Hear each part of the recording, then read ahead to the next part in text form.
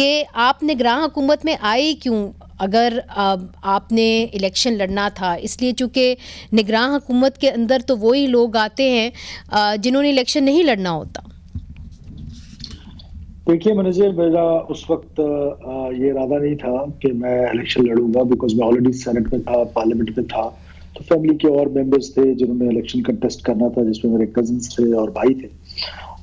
उस वक्त जब मैंने ये डिसीजन लिया तो मेरे दिमाग में प्योरली यही था कि स्टेट ऑफ पाकिस्तान की शायद उस पोजीशन में रह के कोई ऐसी खिदमत की जाए, कुछ इस तरह के बोल्ड डिसीजंस लिए जाएं जो डिसीजंस पॉलिटिकल गवर्नमेंट्स में because of certain political reasons bold decisions लेते हुए थोड़ी सी घबराहट होती है।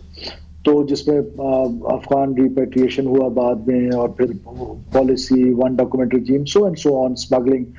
तो वो एक कॉज थी कि स्टेट ऑफ पाकिस्तान को शायद हमारी जरूरत है। और मगर सरफराज बुख्ती साहब, कतई कलामी माफ, आप बुरा ना मनाइएगा, मगर ये जो आर्टिकल 224 है ये बड़ी क्लियरली कहता है कि जो केयर टेकर मिनिस्टर्स हैं वो फिर इलेक्शन नहीं लड़ सकते।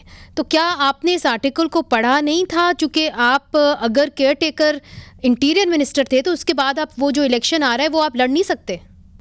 देखिए, ये फैसला जो है वो अदालतें जो है वो करेंगी।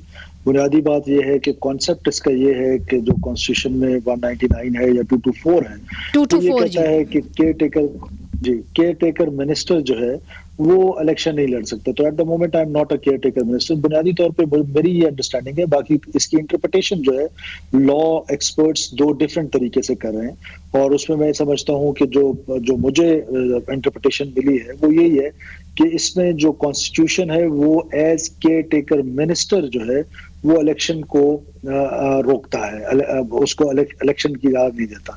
लेकिन now I am not a minister और I am a normal citizen, और मैं उसमें कंटेस्ट करने जा रहा हूं।